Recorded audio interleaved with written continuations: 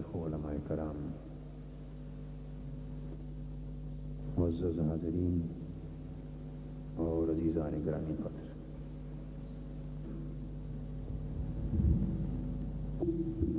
اللہ رب العزت کا شکر ہے، اس نے اپنے فضل و کرم سے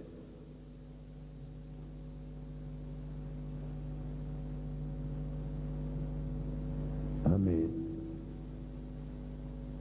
اس مجلس سے اور اس مرکز سے وابستہ کیا ہے۔ یہ جگہ دھوبی گھاٹ بن گئی، دھوبی گھاٹ بن گئی۔ دھوبی گھاٹ سمجھتے ہیں آپ؟ جہاں دھوبی اپنے کپڑے لاتا ہے، میلے کچیلے کپڑے لاتا ہے،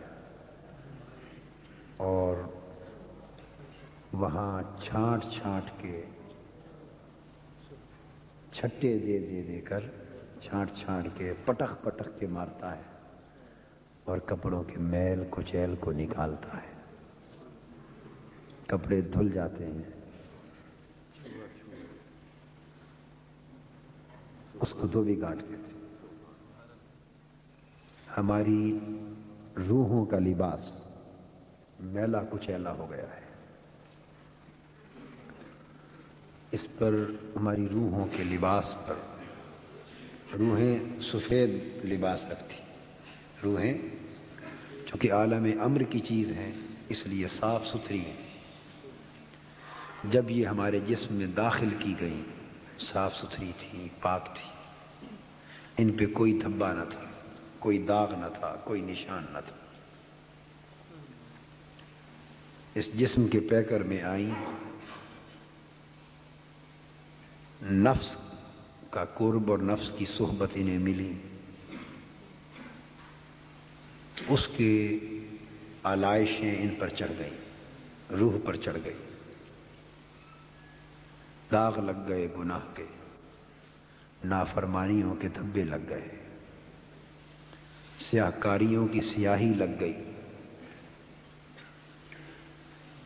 روحوں کا لباس میلا کچیلا ہو گیا، اور حالت ہماری یہ ہو گئی کہ تن بھی میلا من بھی میلا، میرا تن بھی میلا من بھی میلا، کرپا کرو سرکار۔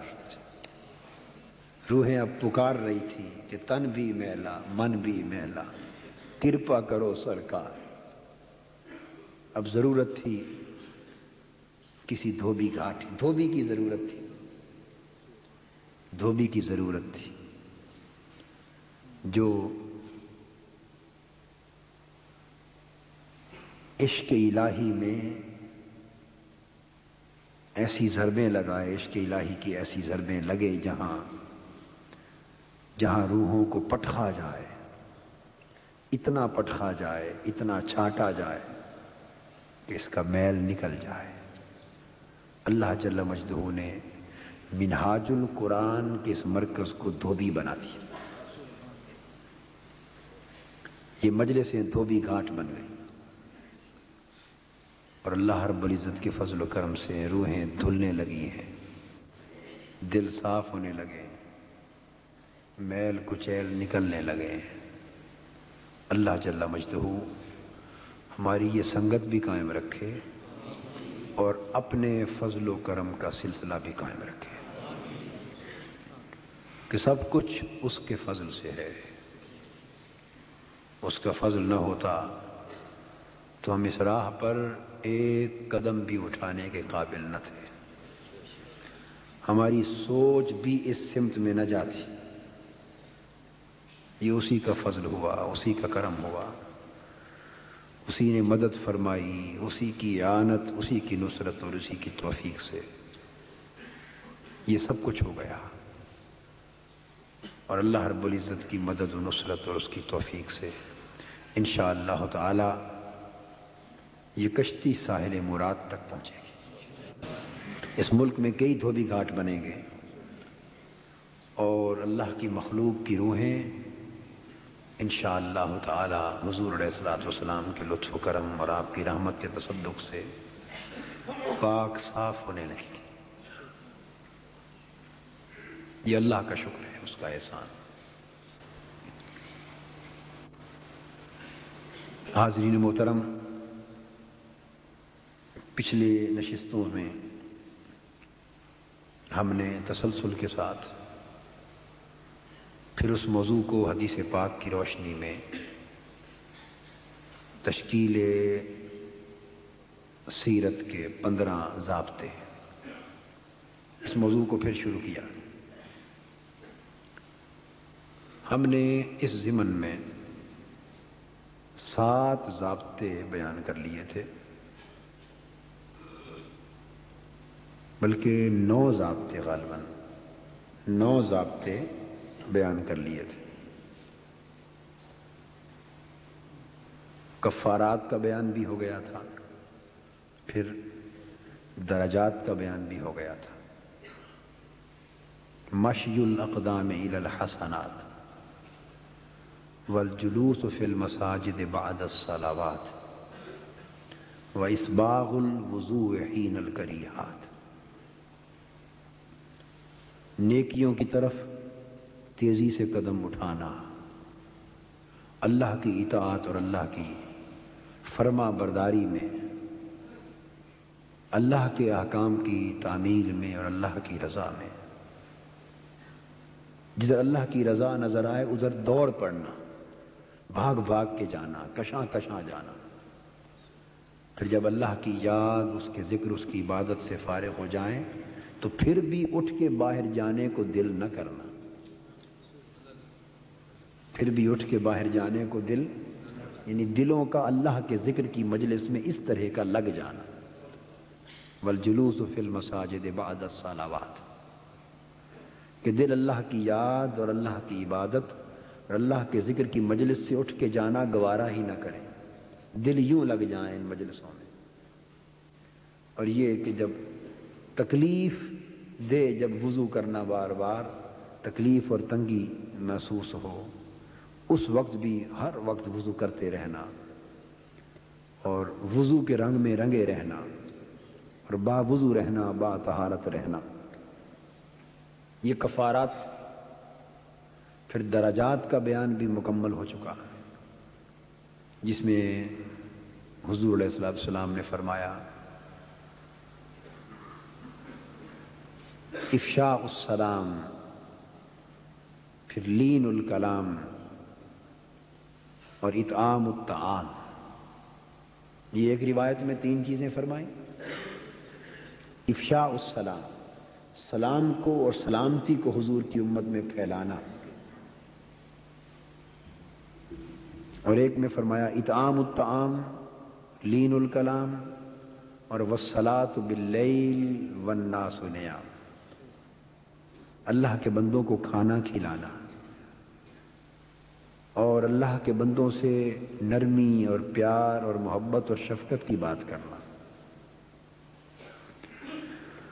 ہے۔ اور تیسری چیز یہ کہ جب لوگ سو جائیں، آرام کرنے لگیں، اس وقت اٹھ کے اپنے مولا کو منانا، نماز میں کھڑے ہو جانا۔ جب سونے کا وقت آئے تو اٹھ جانا، جب سونے کا وقت آئے تو اٹھ جانا، یعنی رات پوے تے بے دردانو سکھ دی نیندر آوے تے درد مندانو تانگ سجن دی ستیاں آن جگاوے۔ والصلاۃ باللیل والناس نیام، درد مندانو تانگ سجن دی ستیاں آن جگاوے۔ یہ 3 درجات 6 ہو گئے، ان کا بیان بھی مکمل ہو چکا۔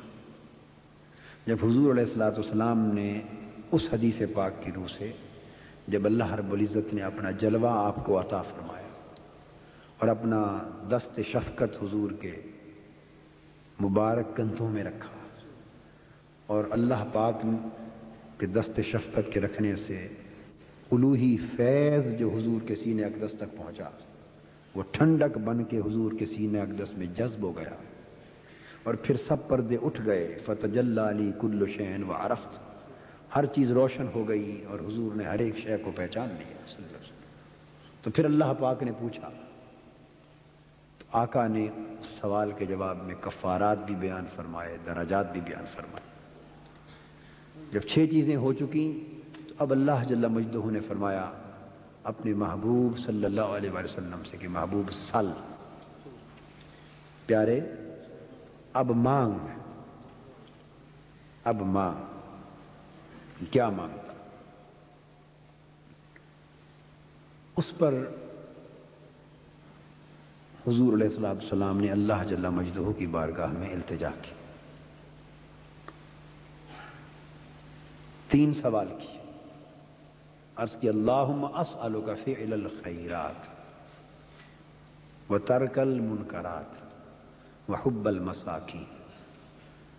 اے اللہ، نیک فعل کی اور نیک فعل کی توفیق تم سے مانگتا، منکرات اور گناہوں کے ترک کی توفیق مانگتا، اور جو تیرے مسکین، غریب اور شکستہ دل بندے ہیں ان سے محبت مانگتا۔ یہ 9 چیزیں بیان ہو چکی۔ اب یہاں سے سوال شروع ہو رہے ہیں۔ تو پہلے 3 سوال کیے، اس کے بعد فرمایا وَأَن تَغْفِرَ لِي وَتَرْحَمَنِي وَإِذَا أَرَدْتَ فِتْنَةَ قَوْمٍ فَتَوَفَّنِي غَيْرَ مَفْتُونٍ۔ میرے مولا 3 چیزیں اور تم سے مانگتا ہوں۔ اب وہ 9 چیزوں کا بیان مکمل ہو گیا ہے، آج سے ہم 10ویں شے کا ذکر شروع کر رہے ہیں۔ میرے مولا تم سے یہ بھی مانگتا ہوں کہ تو مجھے بخش دے، ہائے ہائے ہائے، تو مجھے معاف کر دے۔ وَأَن تَغْفِرَ لِي، میرے اللہ تم سے معافی مانگتا ہوں، تم سے بخشش مانگتا ہوں، مجھ کو معاف فرما دے، مجھے معاف فرما دے۔ یہ سوال کیا۔ وَتَرْحَمَنِي، اور تو مجھ پہ رحم فرما دے۔ وَإِذَا أَرَدْتَ فِتْنَةَ قَوْمٍ فَتَوَفَّنِي غَيْرَ مَفْتُونٍ، اور جب تو ارادہ فرمائے کسی قوم کو آزمائش میں مبتلا کرنے کا تو مولا مجھے اس آزمائش سے بچا کے لے لینا۔ 3 سوال یہ کیے۔ آج کی گفتگو میں ہم تھوڑا سا بیان ان تغفر لی کا کرتے ہیں، آج کی گفتگو اس پر کرتے ہیں۔ عرض کیا میرے مولا میں تجھ سے مانگتا ہوں، کیا؟ معافی مانگتا، مجھ کو معاف کر دے۔ حضور نبی اکرم صلی اللہ تعالی علیہ وآلہ وسلم اللہ کے حضور یہ التجا کر کے ہمیں سلیقہ سکھا رہے ہیں، ہمیں سلیقہ سکھا رہے ہیں کہ اللہ سے کیا مانگنا ہے۔ حضرت عائشہ صدیقہ رضی اللہ تعالی عنہا نے، ام المؤمنین نے حضور علیہ السلام کی بارگاہ اقدس میں سوال کیا، آقا اگر کسی کو لیلۃ القدر مل جائے، کسی خوش نصیب کو شب قدر کی قبولیت والی ساعتیں نصیب ہو جائیں تو آقا فرمائیے کہ اس لمحے رب سے کیا مانگا جائے، کیا مانگا جائے؟ تو حضور علیہ السلام نے فرمایا کہ اگر کسی کو شب قدر کی وہ قبولیت والی ساعتیں مل جائیں تو اس وقت رب سے معافی مانگی جائے، معافی مانگی جائے۔ عرض کیا جائے اللہم انک عفو تحب العفو فاعف عنی، اے اللہ تو معاف فرمانے والا، تو تیری عادت معاف کرنا ہے، اور پھر تو معافی سے محبت بھی کرتا ہے، خود معاف بھی کرتا ہے اور معافی کے عمل سے تمہیں، اے اللہ تجھے محبت بھی ہے۔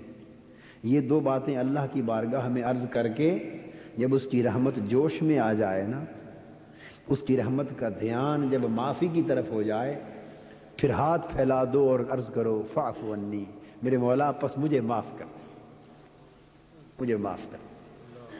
یہ معافی مانگنا یہی توبہ ہے۔ اللہ کے حضور اس ندامت اور شرمندگی کے احساس سے سرشار ہو کر اللہ سے معافی مانگنا یہی توبہ ہے۔ اس حدیث پاک میں حضور علیہ الصلوۃ والسلام نے امت کو تلقین فرمائی کہ اللہ سے معافی مانگی جائے، رو رو کے معافی مانگی جائے۔ قرآن مجید میں ارشاد فرمایا گیا استغفروا ربکم ثم توبوا الیہ، اللہ سے اپنے رب سے معافی مانگو، اپنے رب سے، اے لوگو سب کے سب اپنے رب سے معافی مانگو۔ کیوں؟ کہ اس کی معافی سے گناہ دھل جائے، دل کی تختی صاف ہو جائے، اس کے عفو اور اس کی معافی کے پانی سے، بخشش و مغفرت کے پانی سے روحیں دھل جائیں، سینے صاف ہو جائیں، میل کچیل داغ گناہوں کے دبے سب دھل جائیں۔ اور جب من میلا نہ رہے تو ثم توبوا الیہ، پھر اس طرف جھک جاؤ، چونکہ من کو صاف کر کے ادھر رجوع کرنے کا عالم ہی کچھ اور ہوگا۔ تو یہاں یعنی توبہ پر بھی استغفار کو مقدم کیا، پورا پہلا درجہ توبہ کا استغفار ہے، پھر رجوع ہے۔ فرمایا کہ اپنے رب سے معافی مانگا کرو، اور معافی مانگ کر پھر اپنی طبیعتوں کو اس کی طرف راجع کر لیا کرو، ادھر جھک جایا کرو۔ اور صحیح بخاری میں آتا ہے، سیدنا ابو ہریرہ رضی اللہ تعالیٰ عنہ روایت کرتے، حضور علیہ الصلوۃ والسلام نے فرمایا کہ لوگوں استغفر اللہ وتوبوا الیہ، اور آپ نے فرمایا فانا اتوب واستغفر اللہ فی اليوم 100 مرہ، یہ صحیح مسلم کی روایت ہے۔ لوگوں اپنے اللہ سے معافی مانگا کرو، اللہ سے معافی مانگا کرو، اللہ کی بارگاہ میں توبہ کیا کرو، اور جان لو کہ میں خود ہر روز اپنے اللہ کے حضور 100 بار معافی مانگتا ہوں، ہر روز اپنے اللہ کے حضور 100 بار معافی مانگتا ہوں۔ وَإِنِّي لَأَسْتَغْفِرُ اللَّهَ وَأَتُوبُ إِلَيْهِ فِي الْيَوْمِ 100 مرہ، کہ میں ہر روز اللہ کی بارگاہ میں 100 مرتبہ معافی مانگتا ہوں، 100 مرتبہ اللہ کی بارگاہ میں توبہ کرتا ہوں۔ اور صحیح بخاری شریف کی روایت میں ہے، اس میں حضور علیہ السلام نے فرمایا انی لاستغفر اللہ واتوب الیہ فی اليوم اکثر من 70 مرہ، کہ میں ہر روز اپنے اللہ کے حضور 70 مرتبہ سے زیادہ معافی مانگتا ہوں، توبہ کرتا ہوں۔ اس روایت میں فرمایا کہ 100 بار معافی مانگتا ہوں، توبہ کرتا ہوں۔ یہ حضور علیہ الصلوۃ والسلام کا معمول، جو گناہوں سے پاک، جو معصوم ہیں گناہ سے، جن کی روح پاک کی چادر پر کوئی دھبا آ ہی نہیں سکتا، بلکہ جو مخلوق کی روحیں دھونے کے لیے تشریف لائے، وَيُزَكِّيهِمْ يَتْلُو عَلَيْهِمْ آيَاتِهِ وَيُزَكِّيهِمْ، جو اپنی نگاہ سے لوگوں کے نفس، لوگوں کے نفوس میل و کچیل سے پاک فرمانے والے ہیں، اپنی توجہ سے لوگوں کی روحوں کو طہارت بخشنے والے ہیں، اپنی توجہ سے لوگوں کے دل اور لوگوں کے سینوں کو کینوں سے پاک کرنے والے ہیں، گناہوں کی آلائشوں سے پاک کرنے والے ہیں، اور جن کی روح کو، جن کے جسم کو، جن کے جسم اطہر کو بھی اتنا پاک بنایا گیا کہ جتنی انبیاء علیہ السلام کی روحیں، جتنے نوری فرشتوں کے نور، نوری فرشتوں کے نوری جسم، ان کے نوری جسموں سے بڑھ کر جن کو حضور کا بشری جسم زیادہ پاک بنایا گیا، نوری ملائکہ سے بڑھ کر لطافت، نظافت اور طہارت جن کے بشری جسم کو عطا فرمائی گئی، اندازہ فرما لیں۔ پھر ان کی روح کی پاکیزگی کا عالم کیا ہوگا؟ یعنی کائنات پست و بالا میں عالم مادیات کثیف شے ہے، یہ شجر، حجر، نباتات، حیوانات، جن، یہ عالم مادیات یہ کثیف شے ہے، جنات اس میں بھی شر ہے، آگ ہے، یہ سب کثیف چیزیں ہیں۔ اور سب چیزوں میں سے لطیف ترین مخلوق اس کائنات میں یہ روح ہے، یہ ملائکہ کے وجود، وہ عالم امر کی چیزیں ہیں، نوری چیزیں۔ اب بات کو سمجھ رہے ہیں نا؟ وہ لطیف ہیں، وہ گناہوں سے پاک ہیں، وہ نظیف ہیں، وہ علائشوں سے پاک ہیں۔ تو جو پاکیزگی، جتنی طہارت، جتنی نظافت اور لطافت انبیاء علیہ السلام کی ارواح مقدسہ کو اور اولو العزم ملائکہ کے نور کو عطا کی گئی، انوار کو، اس سے بڑھ کر لطافت اور طہارت حضور علیہ السلام کے بشری پیکر کو عطا کی گئی، جسم اطہر کو عطا کی گئی۔ تو گویا طہارت میں نور حضور کی بشریت کا مقابلہ نہیں کر سکتا، عالم ارواح حضور کی بشریت مقدسہ کا مقابلہ نہیں کر سکتا۔ یہی وجہ ہے کہ ان کے جسم پاک کو بھی بے سایہ بنایا گیا، چونکہ کثافت ہے ہی نہیں۔ کثافت سے ہی سایہ ہوتا ہے، اور گناہ کثافت ہے، گناہ کثافت ہے، اور حضور کے وجود پاک میں کثافت نہیں ہے۔ چونکہ کثافت ہی نہیں ہے اور وہ خود نور سے لطیف تر ہے، تو میں آپ کو یہ سمجھاؤں کہ سایہ کیوں بنتا ہے۔ سایہ جب یہ روشنی پڑتی ہے کسی جسم پر تو روشنی لطیف ہوتی ہے اور جسم کثیف ہوتا ہے، جسم روشنی لطیف ہوتی، تو جسم جو کثیف ہوتا ہے یہ رکاوٹ بن جاتا ہے روشنی کے گزرنے میں۔ اب یہ دیوار کھڑی ہے اور جو روشنی پڑ رہی ہے تو دیوار کے دوسری طرف تو روشنی نہیں نہ جا سکتی، اور اگر شیشہ لگا ہوا ہو تو شیشے کے پار تو شیشہ ٹرانسپیرنٹ ہوتا ہے، اس میں لطافت ہے، اینٹوں میں کثافت ہے۔ تو جو جسم جتنا کثیف زیادہ ہوگا وہ اس قدر روشنی کو روکے گا، جو جسم جتنا لطیف ہوگا اسی قدر روشنی اس میں سے گزرے گی۔ تو جسم چونکہ بشری جسم انسانوں کا کثیف ہوتا ہے تو روشنی اس میں سے گزر نہیں سکتی، دائیں بائیں سے گزر جاتی۔ تو دائیں بائیں سایہ یاد رکھیں فی نفس ہی کوئی شے ہی نہیں ہے، یاد رکھ لیں سایہ اس کی کوئی حقیقت نہیں، سائے کا کوئی وجود نہیں، بس سایہ سایہ ہے، اس کا کوئی وجود نہیں۔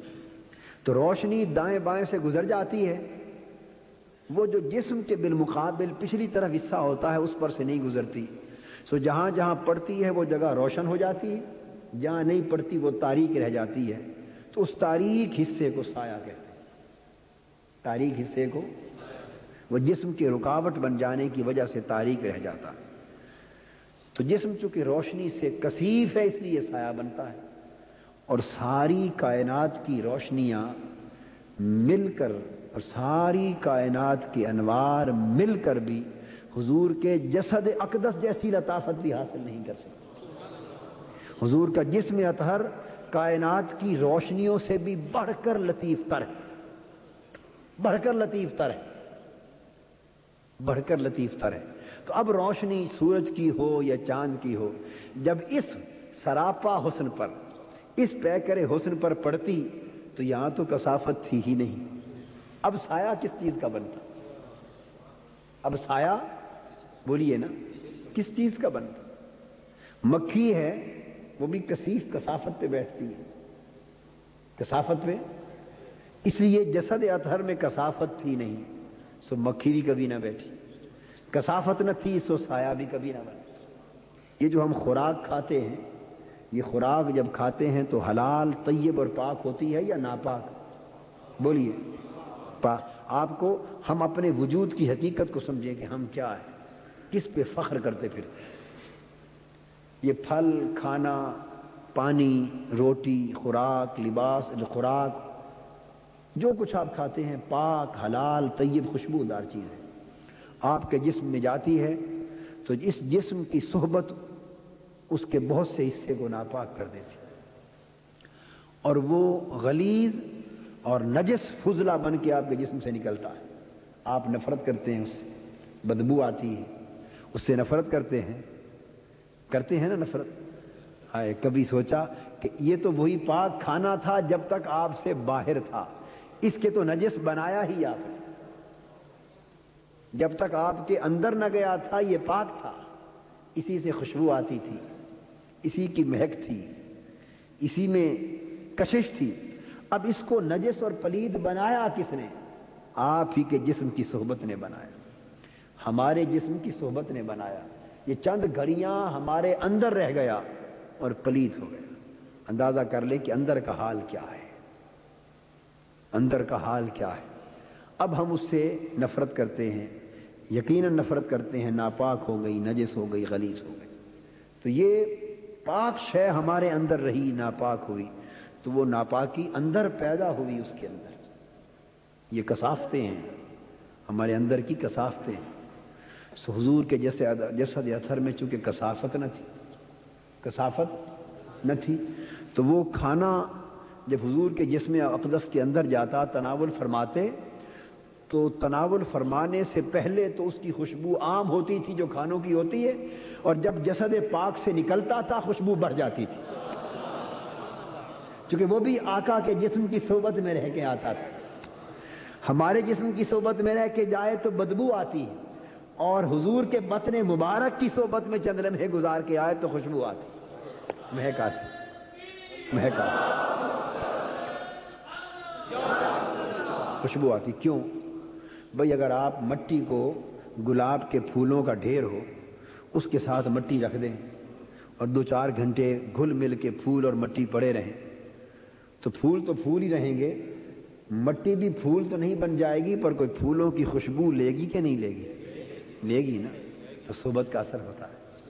یہ لوہے کے ٹکڑے مقناطیس کے ساتھ اگر رگڑیں، رگڑتے رہیں تو لوہا مقناطیسی اثر لے لیتا ہے. خود مقناطیس نہ بنے پر مقناطیسی اثر تو لیتا ہے کہ نہیں لیتا؟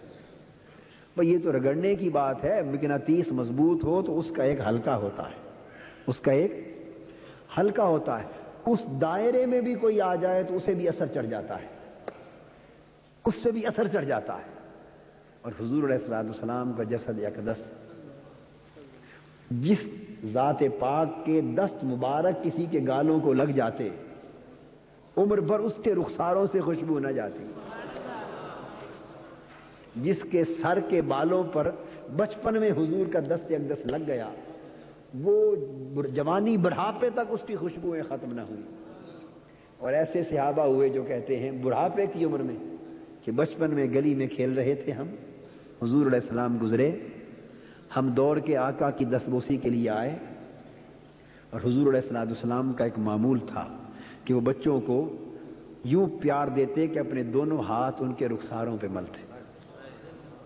قربان جائیں ان بچوں کے رخسار کتنے خوش قسمت تھے، کیسے خوش بخت تھے، خوش نصیب تھے. ہائے ہائے، وہ کیا زمانہ تھا، وہ کیا لمحے تھے، وہ کیسے بچے ہوں گے جن کی گالوں پر حضور کے ہاتھ لگتے ہوں. ایک صحابی کہتے ہیں بچپن میں حضور کا دست اقدس میرے گالوں پر لگا، اس سے ایک ٹھنڈک ملی. وہ کہتے ہیں آج بھی جب میں اس طرف توجہ کرتا ہوں تو ٹھنڈک محسوس ہوتی. تو مقصد یہ ہے کہ جس جسم کو فقط ہاتھ لگ جائے دست مبارک، اس کی خوشبو عمر بھر نہ جاتی تھی. پھر پسینہ اقدس جب گرتا تھا، حدیث پاک میں ہے، بخاری مسلم ترمذی حدیث کی کتابیں بھری پڑی، لوگ اس پسینے کو عطر کی جگہ سنبھال کے رکھتے اور کپڑوں پہ شادیوں پر لگاتے. ہائے ہائے، تو سارا نظام بدل گیا تھا نا وہاں آ کر، اس لیے کہ وہاں لطافتیں تھیں، یہاں کثافتیں ہیں. تو پسینہ بھی خوشبو کی جگہ استعمال ہوتا، اور جس راستے سے حضور گزر جاتے، یہ سب بشری پیکر ہی تھا نا جو گزرتا تھا، یہ اسی پیکر بشریت کی خوشبوؤں کی بات ہو رہی ہے. تو جس راستے سے گزر جاتے اور لوگوں کو پتہ نہ ہوتا کہ آقا کدھر گئے ہیں، وہ صرف ہواؤں کی خوشبو سونگھ کر اس طرف چلے جاتے، حضور کو تلاش کرتے. تو جس جسم اطہر کے ظاہر کا یہ عالم ہو، جس جسم اطہر کے ظاہر رخ کا یہ عالم ہو کہ جو مس ہو جائے اس کی خوشبوئیں ختم نہ ہوں، تو اس کے رخ باطنی کا عالم کیا ہوگا، اس جسم پاک کے باطن کا عالم کیا ہوگا جہاں سے یہ خوشبو پھوٹ رہی تھی. اس قدر پاک پیکر، جسم کی لطافت اور جسم کی طہارت کا یہ عالم. تو پھر آپ اندازہ کر لیں کہ پھر قلب کی لطافت و طہارت کا عالم کیا ہوگا. پھر آقا کے قلب کی لطافت و طہارت کا جب یہ عالم ہے، حضور علیہ الصلوۃ والسلام کے قلب اطہر کی لطافت اور طہارت کا یہ عالم، تو پھر روح پاک کی لطافت اور طہارت کا عالم کیا ہو؟ تو وہ ذات پاک کہ جن کے کثافت جن کے قریب بھی نہ گزری،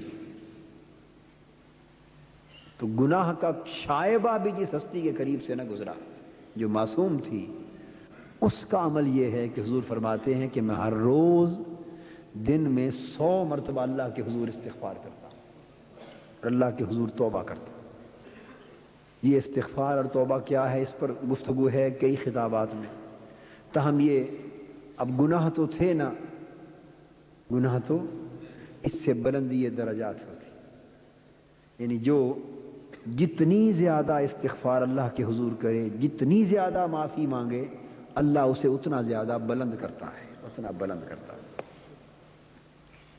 معافی مانگنا نیاز مندی کی بات ہے، معافی مانگنا نیاز مندی کی بات، جو اللہ کے حضور جتنا زیادہ نیاز مند ہو، اللہ اسے اتنا بلند کر دیتا ہے۔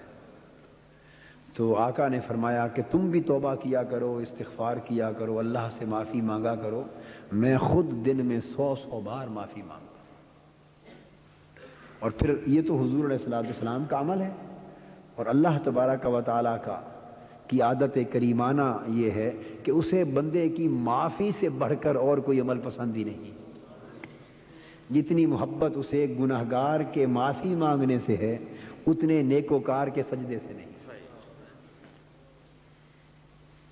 اتنی محبت اور اس کی رحمت کو اتنا مزہ نیکوکاروں کے سجدوں میں نہیں آتا جتنا گناہگار کے آنسوؤں میں آتا ہے اور گناہگار کی معافی مانگنے میں آتا ہے۔ حتیٰ کہ صحیح مسلم میں حدیث آتی، حدیث قدسی، اللہ پاک نے فرمایا کہ اگر ساری زمین پر میرے بندے اس طرح نیک ہو جائیں کہ سب عبادت گزار بن جائیں، نیکوکار بن جائیں، اور زمین پر کوئی ایک شخص بھی گناہ کرنے والا باقی نہ بچے، ایک بھی گناہ کرنے والا باقی نہ بچے، اور سارے کے سارے لوگ میری عبادت اور بندگی میں مشغول ہو جائیں، تو حدیث پاک میں اللہ پاک فرماتے ہیں کہ میں پھر اس قوم کو مٹا دوں، ختم کر دوں، اور اس کی جگہ ایک ایسی قوم لے آؤں جن میں نیکیاں کرنے والے بھی ہوں اور گناہگار بھی ہوں، اور وہ گناہگار غلطی کر بیٹھے، گناہ کر بیٹھے، اور گناہ کر کے روتے ہوئے میری بارگاہ میں معافی کے لیے آ جائیں، اس لیے کہ میری رحمت کو جو مزہ اس وقت گناہگار کے معافی مانگنے میں آتا ہے، وہ نیکوکاروں کی طاعت میں نہیں آتا۔ اور اس کی ایک وجہ بھی ہے، سیدنا غوث العظم شیخ عبد القادر جیلانی رضی اللہ تعالی عنہ ارشاد فرماتے ہیں کہ مجھے اللہ تبارک و تعالی نے فرمایا، القاء کیا آپ کے قلب مبارک میں اپنا یہ ارشاد فرمایا، عبد القادر میرے بندوں کو آگاہ کر دے، بتا دے کہ مجھے گناہگار نیکوکاروں سے زیادہ پسند ہے۔ پوچھا مولا کیوں؟ تجھے تو نیکوکار زیادہ پسند ہونے چاہیے۔ فرمایا وہ بات درست ہے، میں اس حوالے سے کہہ رہا ہوں کہ نیکوکاروں کا دھیان ہر وقت جنت کی طرف لگا رہتا ہے، اور گناہگاروں کا دھیان جنت والے کی طرف لگا رہتا ہے۔ نیکوکار حوروں کو تکتے رہتے ہیں، قصوروں کو تکتے رہتے ہیں، جنت اور جنت کے باغات کو تکتے رہتے ہیں، اعمال پر بھروسہ ہو جاتا ہے نا کہ نیک عمل کیے ہیں جنت ملے گی۔ گناہگار غریب جنت کی توقع ہی نہیں کر سکتا، اس کے پلے تو ہیں ہی گناہ، وہ تو کہتا ہے میں تو گناہگار ہوں، مجھے جنت کہاں سے ملے گی؟ تو نیکوکار جنت کو تکتے ہیں، گناہگار میرے مکھڑے کو تکتے ہیں، میری رحمت کو تکتے ہیں کہ مولا تو کرم کر دے گا تو بات بن جائے۔ اس وجہ سے مجھے وہ پسند ہے، یعنی وہ گناہگار جو اللہ سے معافی مانگنے والے، وہ گناہگار جو اللہ سے معافی مانگنے والے۔ تو اللہ پاک کو معافی سے بڑی محبت ہے۔ حدیث پاک میں آتا ہے صحیح بخاری میں، حضور علیہ الصلوۃ والسلام نے فرمایا ہے کہ جب رات ہوتی ہے تو اللہ تعالیٰ اپنی رحمت اور بخشش کے ہاتھ کھول دیتا ہے، یبسط یدہ باللیل، اپنی رحمت اور بخشش کے ہاتھ کھول دیتا ہے اور فرماتا ہے وہ جو دن میں گناہ کر بیٹھے آ جائے، میرے ہاتھ کھلے ہیں، رات ختم ہونے سے پہلے پہلے بخش دو۔ اگلا دن چڑھنے سے پہلے پہلے بخشتے. تو دن کے خطا کاروں کو بخشنے کے لیے رات کو ہاتھ کھولتا ہے، اور جب دن چڑھ جاتا ہے پھر نئی شان کے ساتھ ہاتھ کھولتا ہے اور فرماتا ہے کوئی اگر رات میں غلطی کر بیٹھے تو اب آ جائے، اب میرے ہاتھ بخشش کے اس کے لیے کھلے. یعنی وہ منتظر رہتا ہے کہ مجھ سے گنہگار معافی مانگے، منتظر رہتا ہے مجھ سے گنہگار معافی مانگ لیں. تو چونکہ گنہگاروں کی معافی سے اللہ کو اتنا پیار ہے، اس لیے نیکوکار اس اللہ کی معافی کی محبت میں سے حصہ لینے کے لیے خود کو گنہگار بنا کے خدا کے حضور پیش کرتے ہیں. گنہگاروں کی گودڑی اوڑھ کر، گنہگار بن کے، گنہگاروں کا لبادہ اوڑھ کر خود کو اللہ کے حضور پیش کرتے ہیں کہ مولا وہ محبت جو تجھے معافی مانگنے والے گناہگار سے ہے، اس محبت کا حصہ ہمیں بھی عطا کر. تو اللہ تبارک و تعالی یعنی بخشش اور مغفرت اور بندے کی معافی مانگنے کے عمل سے محبت فرماتا ہے. اتنی محبت کہ صحیح بخاری اور مسلم میں متفق علیہ حدیث حضور علیہ الصلوۃ والسلام نے بنی اسرائیل کے ایک شخص کا واقعہ بیان فرمایا. ارشاد فرمایا کہ بنی اسرائیل میں ایک شخص تھا، اتنا گناہگار تھا کہ اس نے 99 قتل کیے تھے. کتنے؟ 99 قتل کیے تھے. پہلے دیکھیے حضور داتا گنج بخش علی حجویری قدس سرہ العزیز فرماتے ہیں معافی مانگنے کے عمل سے اللہ کو کتنی محبت. فرماتے ہیں ایک شخص نے اللہ کے حضور معافی مانگی کہ مولا میں معافی مانگتا ہوں، توبہ کرتا ہوں، آئندہ گناہ نہیں کروں. اللہ پاک نے اس کے گناہ بخش دی. پھر وہ غلطی کر بیٹھا، گناہ کر بیٹھا. اس کے بعد پھر اس نے معافی مانگی، اللہ نے پھر معاف فرما دی. وہ رہ نہ سکا، پھر معافی مانگی، گناہ کر بیٹھا، پھر معافی مانگی. اس طرح 70 بار اس نے اللہ کے حضور معافی مانگی، توبہ کی، اور 70 بار توبہ کو توڑ بیٹھا. جب 70 بار توبہ کو توڑ بیٹھا تو اتنا نادم و شرمندہ ہوا کہ پھر معافی مانگنے کے لیے اللہ کے حضور نہ گیا، منہ چھپا کے بیٹھ گیا. اور اسے یقین ہو گیا کہ میں نے اتنی بار اللہ کو ناراض کیا ہے اور معافی مانگ کر، توبہ کر کے، وعدہ کر کے معافی کو توڑا ہے. اب میں گیا تو شاید دھتکار دیا جاؤں، اب معافی کا کوئی امکان نہیں. اپنے اوپر مایوسی طاری کر کے بیٹھ گیا. اس وقت ہاتف غیب سے آواز آئی. اللہ پاک نے فرمایا میرے بندے اب بھی تو خود مایوس ہوا ہے. 70 بار اگر مجھ سے معافی کا عہد کر کے تو نے توڑا ہے تو تو نے توڑا ہے ہم سے. اب بھی مانگ دیکھ معافی، ہم تو اب بھی معاف کرنے کو تیار ہیں، ہم تو اب بھی معاف کرنے کو تیار ہیں. ہائے جھولی ہی تیری تنگ ہے، میرے یہاں کمی نہیں. جھولی ہی تیری تنگ ہے، میرے یہاں کمی نہیں. یہ بندہ ہی ناداں ہے کہ اللہ کے اتنے لطف و کرم کے باوجود، اس کے اتنے احسانات کے باوجود، اس کے اتنے انعامات کے باوجود پھر اس کا نافرمان ہوتا.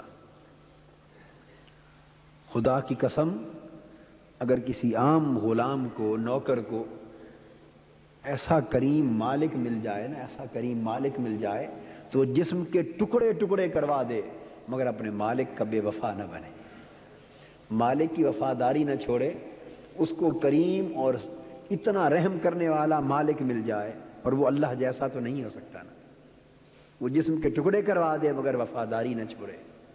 ایک ہم ہیں، کتنا کریم مالک ملا، کتنا رحیم مالک ملا، کتنا شفیق مالک ملا کہ 70 بار نافرمانی کرنے والے کو بھی بلا کے معاف فرما رہا. مگر پھر بھی ہم ہیں کہ وفادار نہیں رہے. تو حضور علیہ الصلوۃ والسلام نے فرمایا کہ وہ شخص 99 قتل کر بیٹھا. پھر گیا ایک بہت بڑے عالم کے پاس، راہب کے پاس. وہ راہب تھا، اس کے پاس گیا، اس سے جا کے پوچھا کہ کیا اب میری معافی کا کوئی امکان ہے؟ اس نے جواب دیا نہیں. 99 قتل کر کے اب معافی کا امکان کیا پوچھتے؟ حدیث پاک میں آتا ہے کہ وہ مایوس ہوا اس نے اس کو بھی قتل کر دیا۔ حدیث پاک کے الفاظ ہیں کہ اس نے 100 کا عدد پورا کر دیا، قتل کر دیا۔ اس کے بعد پھر اسے خیال آیا، پھر وہ ایک اور عالم کے پاس گیا۔ وہ پہلے والا روکھا تھا، دوسرے والا درویش تھا۔ اس کے پاس جا کے پوچھا کہ میں نے 100 قتل کیے ہیں اور طبیعت معافی چاہتی ہے، کیا اب معافی کا کوئی امکان ہے؟ اس نے کہا ہاں، بلکہ حدیث کے الفاظ ہیں، اس نے جواب دیا کہ اتنا گناہ گار بھی اگر ہو تو من یحول بینہ و بین التوبہ، اس کے اور توبہ کے درمیان کون حائل ہو سکتا ہے؟ یہ اس کے اور اس کے رب کا معاملہ ہے۔ میں کون ہوں نہ کہنے والا، میں کون ہوں نہ کہنے والا، اور اس کے اور توبہ کے درمیان، اس کے اور معافی کے درمیان حائل ہونے والا میں کون؟ کون حائل ہو سکتا ہے؟ وہ مالک چاہے تو پھر بھی معاف کر دے۔ اس نے کہا ہاں۔ اس نے پوچھا کیا سبیل ہے معافی کی؟ اس نے جواب دیا کہ وہ ایک گاؤں ہے فاصلے پر، وہاں کچھ اللہ کے عبادت گزار بندے رہتے ہیں، اللہ کے نیک بندے رہتے ہیں، اللہ والے رہتے ہیں۔ ان بہا اناسن یعبدون اللہ، ایک ایسی بستی ہے وہاں اللہ کے عابد، عبادت گزار، اس کے طاعت شعار، اس کے بندے رہتے ہیں۔ وہاں چلا جا فاعبد اللہ معہم، ہائے ہائے ہائے، ان کی صحبت میں چلا جا اور ان کے ساتھ مل کر اللہ کی عبادت کر۔ یہاں ایک خاص نقطہ قابل توجہ ہے، معافی یہاں بھی اسی رب نے دینی ہے اور وہاں بھی اسی رب نے۔ یہ بخاری اور مسلم کی متفق علیہ حدیث ہے۔ صدیقی صاحب یہ بات قابل توجہ ہے، بخاری اور مسلم کی متفق علیہ حدیث ہے۔ آقا فرماتے ہیں معافی یہاں اس گاؤں میں بھی اسی اللہ نے دینی اور معافی اس گاؤں میں بھی اسی اللہ نے دینی۔ دو رب نہیں ہے، رب ایک ہے۔ معافی یہاں بھی اسی بندے نے مانگنی، وہاں بھی اسی بندے نے مانگنی۔ یہاں بھی وہی بندہ 100 کا قاتل ہے، وہاں بھی 100 کا قاتل۔ اور اللہ کا فرمان کیا ہے؟ انی اجیب دعوت الداع اذا دعان فلیستجیبوا لی، میرا بندہ جہاں بھی مجھے پکارے میں سنتا ہوں۔ یہاں وہاں کی کوئی شرط نہیں، میرا بندہ جہاں بھی مجھے پکارے میں سنتا ہوں۔ مگر حضور علیہ السلام نے فرمایا یہ بات اپنی جگہ حق، اپنی جگہ اللہ پاک کی طرف تو جو بندہ مانگتا ہے، جو بندہ مانگتا ہے اللہ تو سنتا ہے، مگر اس کی بارگاہ میں پہنچانے کے لیے بھی تو کوئی شے چاہیے۔ حدیث پاک میں ہے، درود پاک کی فضیلت بیان کرتے ہوئے حضور علیہ السلام نے فرمایا کہ آپ جب دعا مانگتے ہیں تو اللہ سنتا ہے، دعا مانگتے ہیں تو اللہ، مگر حضور علیہ السلام نے فرمایا کہ وہ تو سنتا ہے، وہ تو قبول کرتا ہے، پر تمہاری دعا بھی اس تک پہنچے تو۔ آپ بات کو سمجھ رہے ہیں نا؟ انی اجیب دعوت الداع اذا دعان، جو پکارنے والا پکارے میں سنتا ہوں، اس کے سننے میں کمی نہیں۔ پر کسی کی پکار ایسی بھی تو ہو جو اس تک پہنچے، کوئی اپنی پکار بھی تو وہاں پہنچائے۔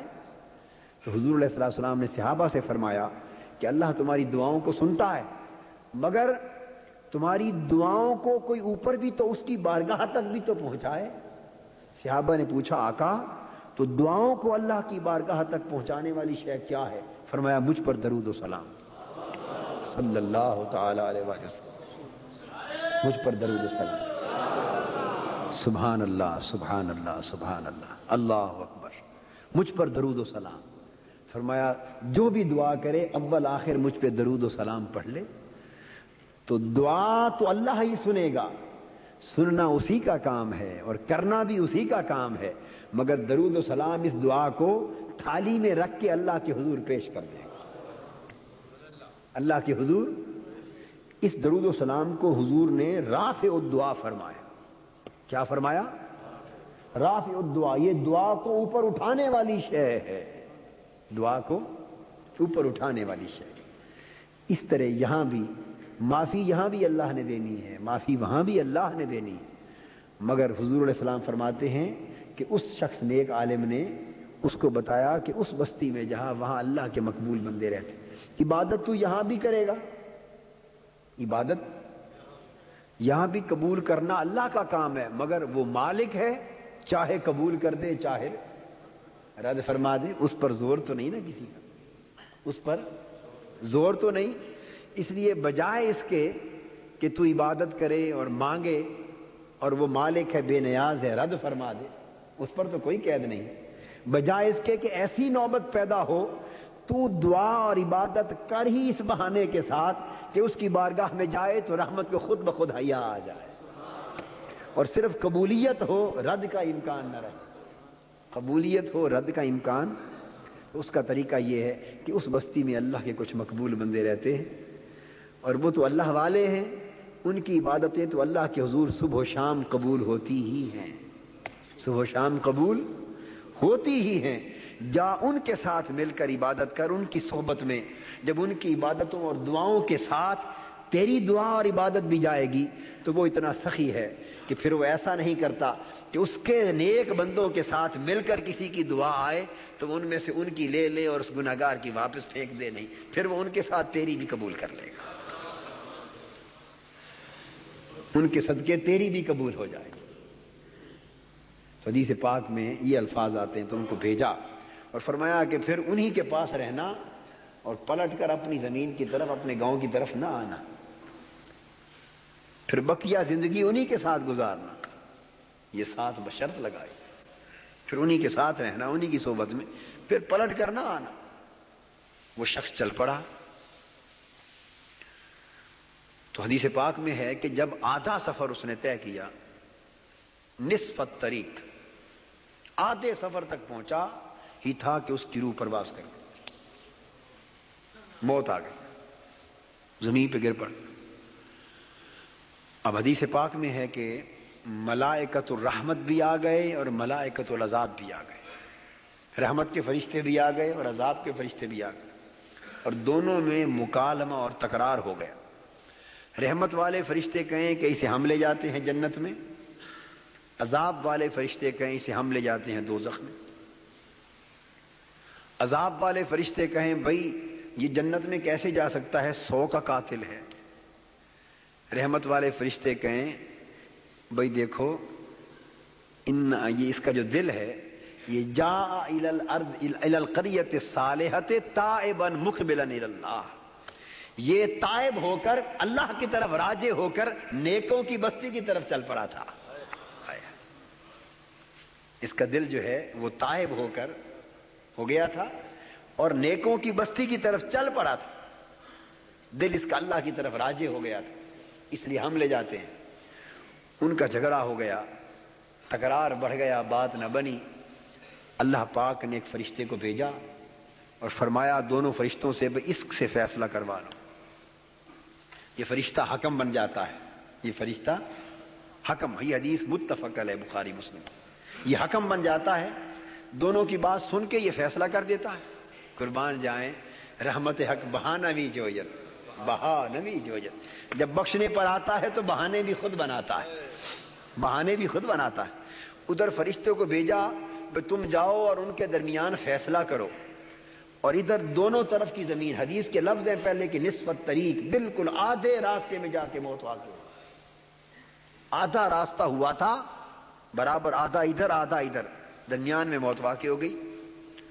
جب یہ صورت ہو گئی تو فرشتے کو بھیجا کہ جاؤ ان کے معاملے کو چکاؤ، فیصلہ کرو، اور ادھر اس طرف والی زمین کو کہا، اس طرف والی زمین سے کہا جس بستی سے وہ آ رہا تھا، اس کے گھر والی بستی، اس ٹکڑے کو کہا فَأَمَرَ لِهَٰذِهِ أَن تَبَاعَدْنِي وَأَمَرَ لِهَٰذِهِ أَن تَقَرَّبْنِي، جو پچھلی بستی والا حصہ تھا اس کو زمین سے کہا کہ تو پھیل جا، زیادہ ہو جا، اور جو اللہ کے نیک بندوں ولیوں والی بستی کا ٹکڑا تھا اس کو کہا زمین سمٹ جا، اس کو کہا سمٹ جا، سکڑ جا، اس کو کہا تو پھیل جا۔ مالک تو خود ہے نا، جو چاہے سو آپ کرے، جو چاہے ثواب کرے. اسے کہا تو پھیل جا, اسے کہا تو سکڑ جا, اور فرشتے کو یہ امر دے کے بھیجا کہ اس نے جا کے فیصلہ یہ کیا بھئی تم دونوں طرف کی زمین کو ناپ لو, جدھر کا فاصلہ کم ہو اسی کھاتے میں ڈال دو. سبحان اللہ سبحان. یہ عدل ہے یا فضل ہے؟ جی عدل ہے یا فضل ہے؟ فضل ہے. اس لیے میاں محمد صاحب کہتے ہیں نا کہ عدل کریں تھے تھر تھر کمن بڑیاں شانہ والے, تے فضل کرے تے بخشے جامن میں جے منہ میں جے وی منہ کالے میں ورگے منہ کالے. فضل کرے تا بخشے جامن میں جے وی منہ کالے. اس لیے قرآن مجید میں پورا قرآن پڑھ کے دیکھیں, پورا قرآن اللہ پاک نے کسی ایک جگہ بھی نہیں فرمایا واللہ ذو عدل, نہیں فرمایا کہ اللہ عدل والا ہے. نہیں, جہاں بھی بات کی فرمایا واللہ ذو فضل, اور خالی فضل نہیں فرمایا واللہ ذو الفضل العظیم, وہ فضل والا ہے اور فضل عظیم والا ہے. ہر جگہ فرمایا وہ فضل والا رب ہے, یعنی تعارف اپنا فضل والا کر کے کروایا, عدل والا نہیں. اس لیے کہ عدل والا کر کے کرا دے تو پھر تو کسی کی بھی نہ بنے. وہ عدل پہ آ جائے تو سب قطاریں لگ جائیں, سب قطاریں لگ جائیں. یہ اس کے فضل کا کرم. اور پھر یہاں تک کہ پورے قرآن کو یہ بھی پڑھ لیجئے, کہیں سبق نہیں دیا کہ اللہ سے اس کا عدل مانگو. سارا قرآن پڑھ لیں اللہ سے اس کا عدل مانگو, نہیں, کہیں نہیں کہا. فرمایا وَاسْأَلُ اللَّهَ من فضلہ, ہمیشہ اللہ سے فضل مانگا کرو, اللہ سے فضل مانگا کرو. ہے کہ وہ عدل پر آتا تو 100 کا قاتل تھا, کبھی بخشا نہ جاتا. وہ چونکہ فضل والا ہے تو اب زمین کو بھی حکم دے دیا. اور پھر آپ اس سے بھی اندازہ کریں کہ اسے اپنے بندوں کا کتنا حیا ہے, اپنے مقبول اور مقرب بندوں کا, اپنے دوستوں کا, ولیوں کا, اپنے نیکوں کا کتنا حیا ہے. جو ان کی سنگت کا ارادہ کر کے دل سے تائب ہو کر ان کی سنگت کا ارادہ کر کے بھی چل پڑے, اس کے لیے بھی اللہ پاک اتنا اکرام فرماتا. تو جب فرشتے نے فیصلہ کیا کہ ناپ لو, زمین کو ناپا گیا تو ادھر کا فاصلہ کم نکلا. تو فیصلہ ہو چکا تھا جس بستی کی طرف کا فاصلہ کم ہو القریۃ الصالحہ, نیکوں کی بستی. اور جب نیکوں کی بستی کہی تو القریۃ الصالحہ موصوف صفت, نام رکھ دیا بستی شریف. حدیث پاک میں کیا نام رکھ دیا؟ بستی شریف. کہتے ہیں نا یہ بغداد شریف, یہ اجمیر شریف, کہتے ہیں نا یہ پاک وطن شریف. وہاں کوئی سارے شریف بستے ہیں, ہندو بھی بستے ہیں, ہندو بھی بستے ہیں, کتے بھی پھرتے ہیں. ہم اجمیر شریف گئے, گلیوں میں سور پھر رہے تھے. ہندو ہیں, نجس ہیں, کافر ہیں, مشرک ہیں, کتے ہیں, سور ہیں, ہر شے بستی ہے. یہ ساری پلیدیاں لاکھوں کی تعداد میں ایک طرف, اور حضرت خواجہ اجمیری کی ایک پاکی ایک طرف, اللہ کے بندے کی عبادت ایک طرف. وہ ساری پلیدیوں پر اس کی شرافت غالب آ جاتی ہے. قاعدہ یہ ہے سارے ناپاکوں کی ناپاکیوں پر ایک بندہ پاک باز ہو جائے تو اس کی پاکیزگی غالب آ جاتی ہے. اس لیے فرمایا قرآن مجید میں ادخلوا الارض المقدسۃ التی کتب اللہ لکم, اس بستی شریف میں داخل ہو جاؤ. قرآن مجید میں اس پاک بستی میں داخل ہو جاؤ, اللہ نے تمہارے لیے لکھ دی. کیا اس میں جس میں داخل ہو جاؤ کون سی بستی ہے؟ یہ بات قابل توجہ ہے. بنی اسرائیل کو, موسیٰ علیہ السلام کی امت کو اس بستی پر کافروں جابروں کی ہم بستی ہے, حملہ کرنے کے لیے حکم دیا جا رہا ہے. کیا حملہ کرنے کے لیے حکم دیا جا رہا ہے مسلمانوں کو, موسیٰ علیہ السلام کی امت کو, بنی اسرائیل کو, کافروں کی بستی پر. یہ بات قابل توجہ ہے. کافروں کی بستی پر حملہ کرنے کو حکم دیا جا رہا ہے اور مکالمہ ہو رہا ہے. بنی اسرائیل کہتے ہیں کہ ہم تو حملہ نہیں کرتے. فَاذْهَبْ أَنْتَ وَرَبُّكَ فَقَاتِلَا إِنَّا هَاهُنَا قَاعِدُونَ. اے موسیٰ تو جا, تیرا رب جائے وہاں اس بستی میں جا کے لڑ. وہاں تو ان فیہا قومن جبارین, وہاں تو بڑے بڑے تکڑے جابر کافر مشرک ہیں, بڑے بڑے وڈیرے کافر ہیں. ہم تو طاقت نہیں رکھتے کہ ان سے جا کے لڑیں، ہم تو یہاں بیٹھے ہیں درنا مار کے۔ یعنی ایسی جابروں کافروں کی بستی، ایسی جابروں کافروں کی بسنے والے اتنے جابر کافر، مگر اس بستی کو قرآن کیا کہہ رہا ہے؟ ادخلوا الارض المقدسۃ التي كتب اللہ لکم، اس زمین مقدس میں داخل ہو جاؤ، اس زمین مقدس میں داخل ہو جاؤ۔ کیوں؟ اس وقت وہاں کوئی نبی رہتے تھے؟ اس وقت وہاں کچھ نبی تھے؟ کوئی پیغمبر رہتے تھے؟ نہیں، اب تو کافروں کی بستی۔ تو پھر اس کو الارض المقدسہ کیوں کہا؟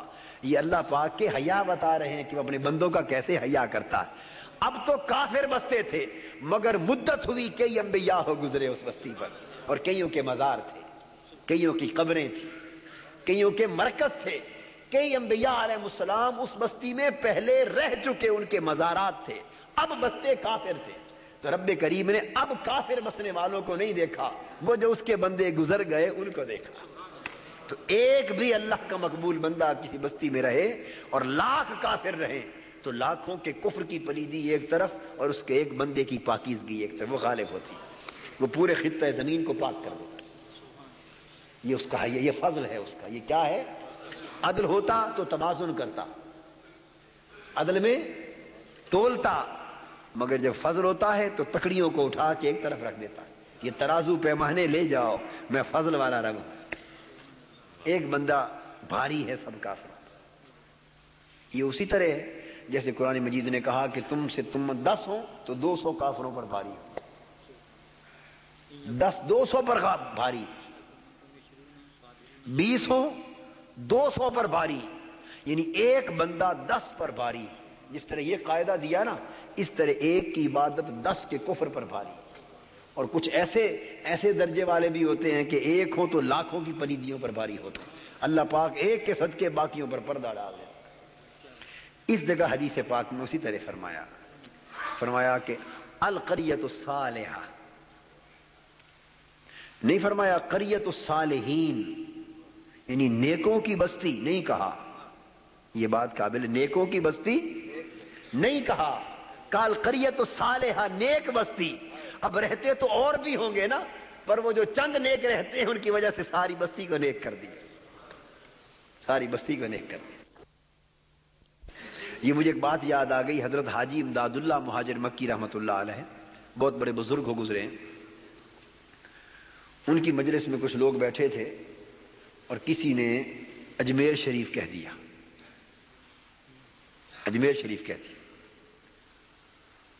تو وہ کہنے لگے کہ وہ آپ نے اجمیر ہے، شریف کیسے ہو گیا؟ اس نے کہا اجمیر ہے، شریف کیسے ہو گیا؟ کافر ہندو مشرک بستے۔ حضرت حاجی امداد اللہ مہاجر مکی رحمۃ اللہ علیہ نے بات سن لی، تھوڑی دیر کے بعد اس سے پوچھا اچھا آپ کے مزاج شریف؟ اس نے کہا اللہ کا شکر ہے بہت اچھا۔ آپ نے فرمایا مزاج ہے، شریف کیسے ہو گیا؟ فرمایا تمہارا مزاج شریف ہو جائے تو خوش ہو، اور رب کا بندہ بستی میں بسے تو وہ شریف نہیں ہوگا۔ یہ اللہ کے بزرگ نیک بندوں کے طریقے ہیں تبلیغ کے۔ کس طرح بات سمجھا دی؟ نقطہ یہ سمجھا رہا ہوں، یہاں اتنی مثالیں دی، نقطہ سمجھا رہا ہوں اللہ کے فضل کا کہ اللہ پاک بندہ اللہ کا ہو جائے، جھولی ہی تیری تنگ ہے میرے یہاں کمی نہیں۔ اے بندے تو نے میرا ہو کر نہیں دیکھا، اگر تو میرا ہو کر دیکھتا تو پھر تجھے پتا چلتا کہ تیرے ایک وجود سے میں کیا کیا برکتیں کر دیتا، کس کس شے کو مبارک کر دیتا۔ تیرے ایک وجود سے ایک گھر تو کیا، شہر کے شہر اور ملک کے ملک مبارک بنا دیتا، گلیاں مبارک ہو جاتی ہیں، ملک مبارک ہو جاتے ہیں ایک بندے سے۔ اللہ کے لطف و کرم اور اس کے شرم و حیا، اس کے بندے کا جو حیا کرنے کا عالم یہ ہے۔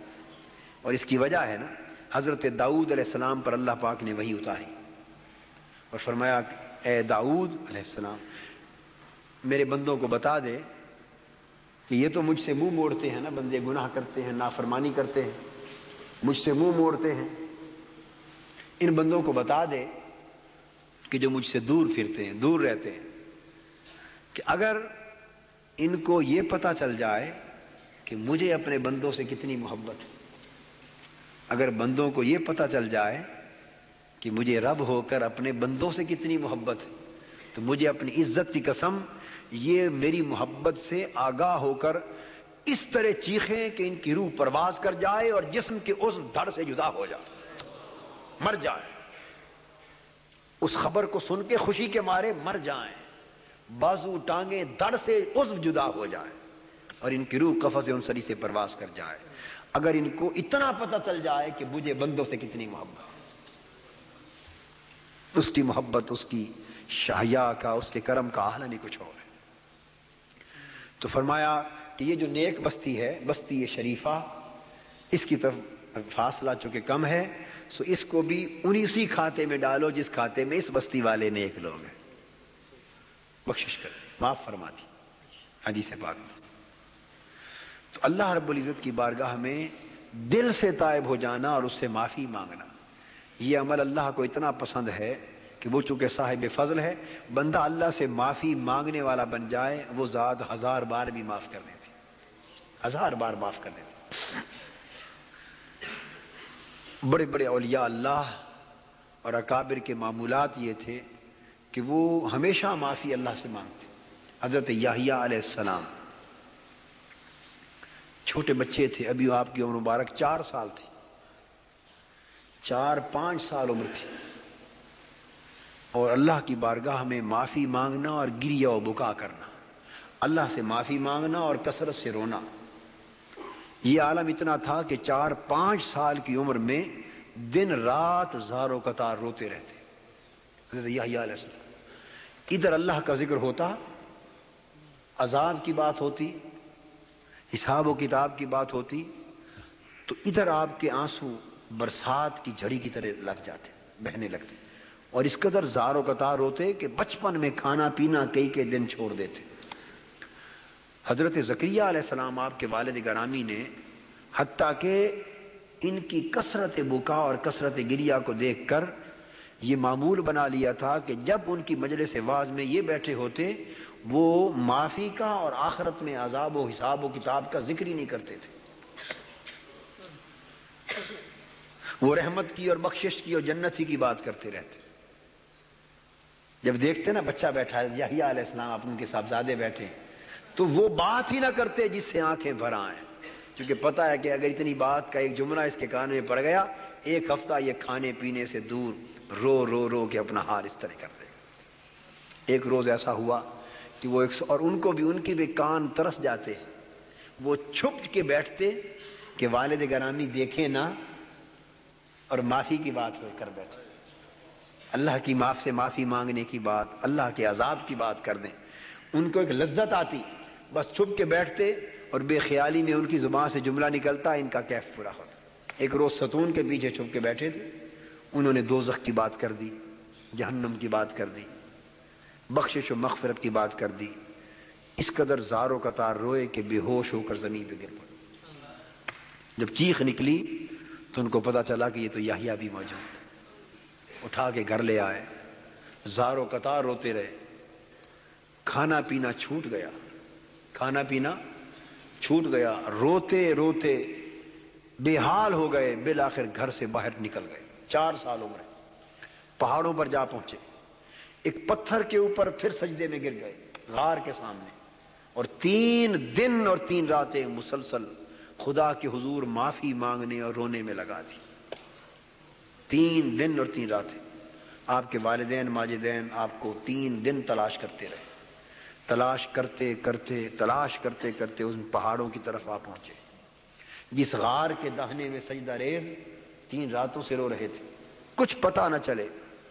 وہاں ایک بکریاں چروانے والا پھر رہا تھا، چرواہ، اس سے پوچھا بھئی اس عمر کا ایک معصوم بچہ، پیارا سا خوبصورت سا بچہ، تو نے دیکھا ہے کہیں ادھر پہاڑوں کی طرف؟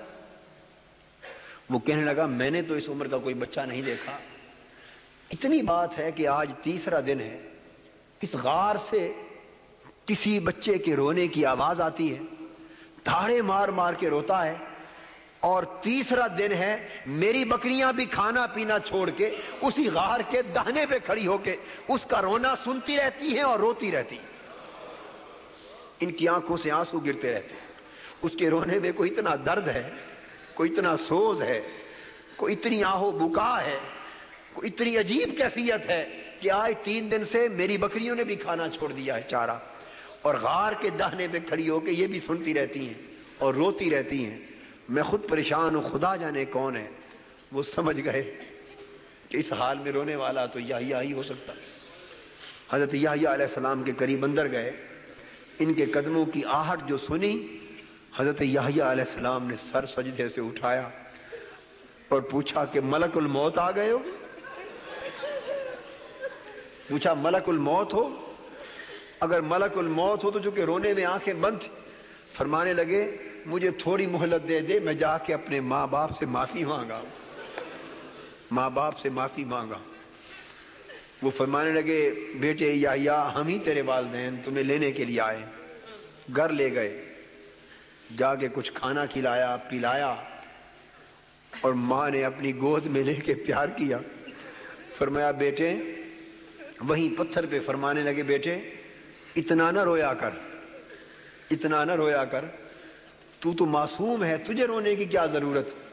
فرمانے لگی امی جان اس بات کی ضمانت دے دیں کہ قیامت کے دن میرا رب مجھ سے نہیں پوچھے گا، میں رونا چھوڑ دیتا۔ یہ ضمانت آپ دے دیں کہ میرا رب مجھ سے قیامت کے دن نہیں پوچھے گا، میں رونا چھوڑ دیتا۔ والدہ نے کہا بیٹے یہ ضمانت تو میں نہیں دے سکتی۔ وہ پیار کر کے گھر لے گئیں، کھانا کھلایا، 3 دن سے بھوکے تھے اور رو رو کے رخسار اندر کو دس گئے تھے، شکل پہچانی نہیں جاتی تھی۔ پیار کیا، تھپکی دی، سلایا، فرمایا بیٹے تھوڑی دیر سو جا، تھوڑی دیر سو جا۔ حضرت یحییٰ علیہ السلام بستر پہ لیٹے، آنکھ لگ گئی۔ ابھی آنکھ لگی ہی تھی، نیند آئی کہ نیند کی حالت میں آواز آئی کہ یحییٰ اب آخرت بھول گیا، یحییٰ بھول گیا ہمیں، اب ہمیں بھول گیا، آخرت کو بھول گیا، اب آرام کی نیند آ گئی۔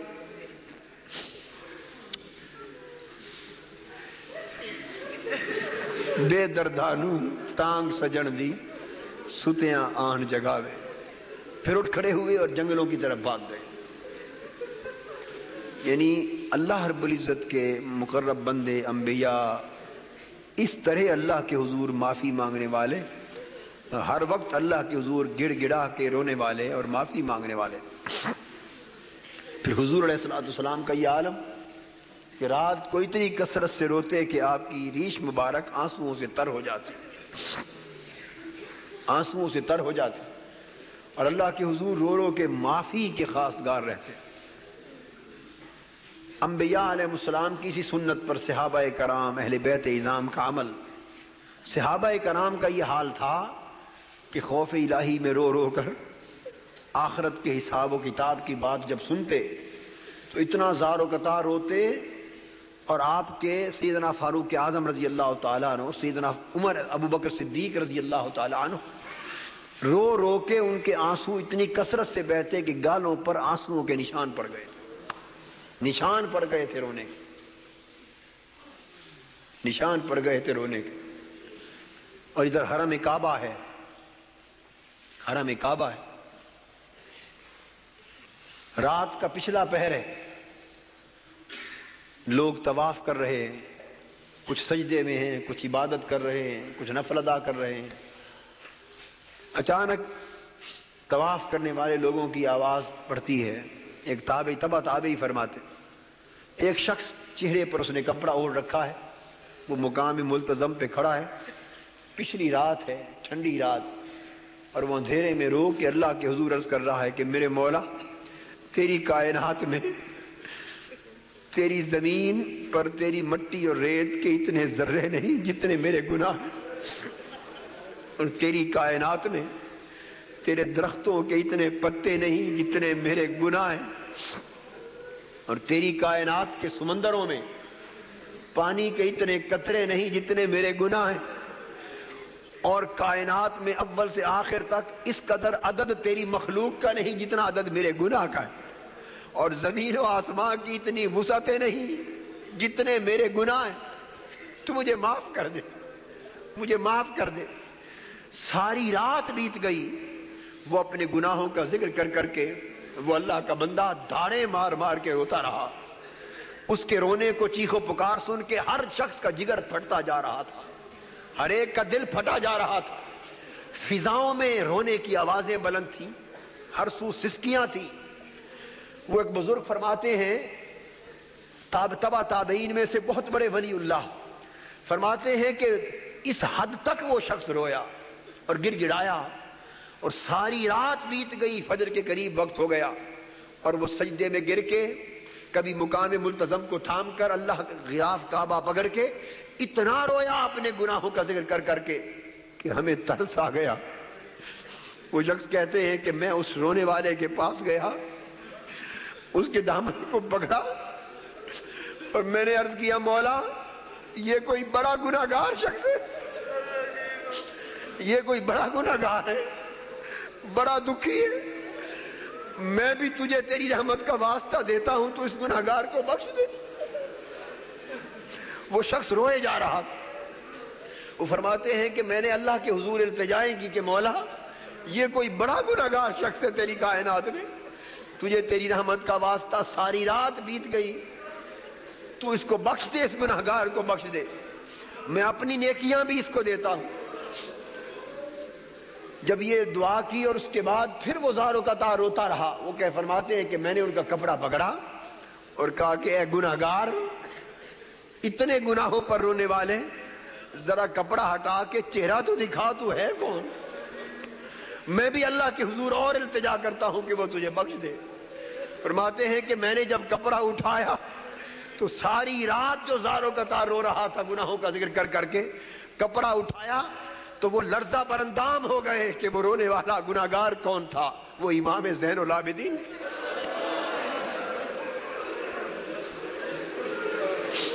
وہ امام زین العابدین تھے۔ وہ کہتے ہیں سختہ طاری ہو گیا اور رو کے عرض کرنے لگا، مولا اگر ان لوگوں کا یہ حال ہے تو ہمارا حال کیا ہو؟ اگر ان کا یہ حال ہے تو ہمارا حال کیا ہو؟ اور امام اعظم سیدنا ابو حنیفہ رضی اللہ تعالی معافی مانگنے کا معمول، کیا عجب معمول تھے اللہ کے بندوں کے۔ ان کا ایک شاگرد بیان کرتے ہیں، شاگرد کہ میں اس خاطر کوفے کی جامع مسجد میں آیا رات بسر کروں اور دیکھوں کہ حضرت امام ابو حنیفہ کی شب بیداری کیسے ہے، رات کس طرح گزارتے۔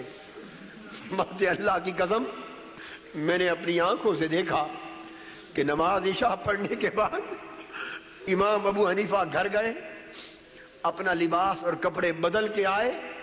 وہ دن کو جو لباس عالمانہ تھا، رات کو اللہ کے حضور پیش ہونے کے لیے غلامانہ لباس پہن کے آئے اور مسجد کے کونے میں کھڑے ہو گئے۔ فرماتے ہیں میں نے ساری رات دیکھا کہ آپ کے ہاتھ میں آپ کی داڑھی مبارک تھی،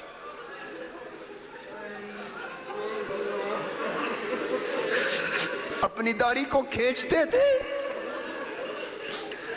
اپنی داڑھی کو کھینچتے تھے اور عرض کرتے تھے، مولا ابو حنیفہ تیرا مجرم ہے، اس کو معاف کر دے، تیرا مجرم ہے، اس کو معاف کر دے۔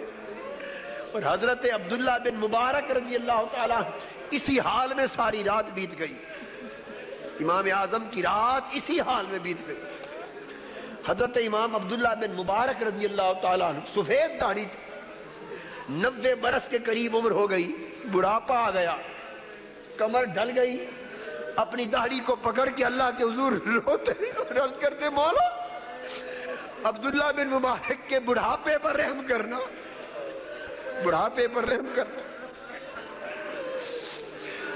اور امام اعظم کے بارے میں یہ بھی منقول ہے کہ آپ اللہ کے حضور معافی مانگتے مانگتے رو رو کے بے ہوش ہو کر گر پڑتے، اور جب ہوش میں آتے تو پھر یہ کہتے کہ مولا اگر قیامت کے دن ابو حنیفہ بخشا گیا تو بڑی تعجب کی بات ہوگی، یہ کہہ کے پھر بے ہوش ہو کر زمین پہ گر پڑتے۔ پھر جب ہوش میں آتے اتنا کلمہ کہتے، اگر ابو حنیفہ بخشا گیا تو بڑے تعجب کی بات ہوگی۔ یہ اللہ والوں کا اللہ کے حضور اپنے گناہوں پر معافی مانگنے کا عالم یہ تھا۔ حضرت خواجہ قطب الدین بختیار کاکی رحمۃ اللہ علیہ بیان کرتے ہیں، اور جس کو حضرت بابا صاحب نے بھی بیان فرمایا فوائد السالکین میں، انہوں نے اسرار الاولیاء میں فرماتے ہیں ایک جوان ولی اللہ تھا، ایک جوان ولی اللہ عبادت گزار، عالم اس کا یہ اللہ کے حضور عاجزی کا کہ گلیوں میں چلتا اپنے کام کاج کے لیے، تب بھی اس کی آنکھوں سے آنسو بہتے رہتے، چلتا تب بھی آنسو بہتے۔ وہ کس طرح ہے؟ ملدے بھی روندے تے بچھڑے بھی روندے تے روندے ٹردے راہاں، عشق جناں دی ہڈی رچیا رومن کم انہاں، عشق جناں دی ہڈی رچیا رونا کم انہاں، ملدے بھی روندے بچھڑے بھی روندے تے روندے ٹردے راہاں، روندے ٹردے راہاں۔ وہ کس طرح ہے؟ ملدے بھی روندے تے بچھڑے بھی روندے تے روندے ٹردے راہاں، عشق جناں دی ہڈی رچیا رومن کم انہاں، عشق جناں دی ہڈی رچیا رونا کم انہاں، ملدے بھی روندے بچھڑے بھی روندے تے روندے ٹردے راہاں، روندے ٹردے راہاں۔ وہ جوان حضرت خواجہ قطب الدین بختیار کاکی فرماتے ہیں وہ جوان گلیوں میں بھی چلتا روتا، دن بھر عبادت کرتا، سارا دن روزے اور عبادت میں بسر ہوتا، اور جب رات ہوتی اس نے اپنے کمرے میں چھت کے ساتھ ایک رسہ لٹکا رکھا تھا، جب رات ہوتی وہ رسہ گلے میں ڈال لیتا اور کرتا مولا اب تیرا مجرم تیری بارگاہ میں آ گیا ہے، جو سلوک کرنا ہے یہی کر لے، آخرت میں جواب طلبی نہ کرنا، جو سلوک کرنا ہے ابھی کر لے، آخرت میں جواب طلبی نہ کرنا۔ اور ساری رات اللہ کے حضور اس طرح سجدے میں گر کے وہ شخص، وہ جوان رو رو کے بسر کر دیتا۔ جوانوں، ہماری جوانیاں کس رخ پہ چل پڑی؟ جوانی میں تو اس کیف کو پیدا کرنے کی ضرورت تھی، اس درد کو پیدا کرنے کی ضرورت تھی، اس سوز کو پیدا کرنے کی ضرورت تھی، اللہ کے عشق اور اللہ کے خوف کی اس آگ کو من میں لگانے کی ضرورت تھی۔ ہمارے دن کیسے بسر ہو رہے ہیں؟ حدیث پاک میں ہے کہ حضور علیہ السلام ایک گلی سے گزرے، کچھ لوگوں کو کھیل کود میں مصروف دیکھا، کھیل کود میں ہنسی مذاق میں مصروف دیکھا، میرے آقا رو پڑے اور رک گئے، اور حضور کو کھڑے ہوئے جب ان جوانوں نے دیکھا لوگوں نے تو وہ حضور کی طرف دوڑ آئے، حضور کی طرف دوڑ آئے، قدم بوسی کی۔ حضور نے ان سے پوچھا جو کھیل کود میں مصروف تھے، جو ہنسی مذاق میں مصروف تھے، میرے آقا نے ان سے پوچھا کھیلنے کودنے والوں اتنا بتا دو تمہیں ضمانت مل گئی ہے آخرت کی بخشش کی؟ عذاب آخرت سے چھٹکارے کی ضمانت مل گئی؟ عرض کرنے لگے یا رسول اللہ نہیں۔ تو فرمایا پھر اعمال کے حساب و کتاب سے بچاؤ کی ضمانت مل گئی؟ عرض کیا آقا نہیں۔ فرمایا بخشش کی کوئی ضمانت ہاتھ میں آ گئی؟ عرض کیا آقا نہیں۔ تو فرمایا تعجب ہے، ضمانت بھی ہاتھ میں نہیں پھر بھی کھیل کود کر رہے ہو، تمہیں رونے سے فرصت کیسے مل گئی؟ تمہیں رونے سے فرصت کیسے مل گئی؟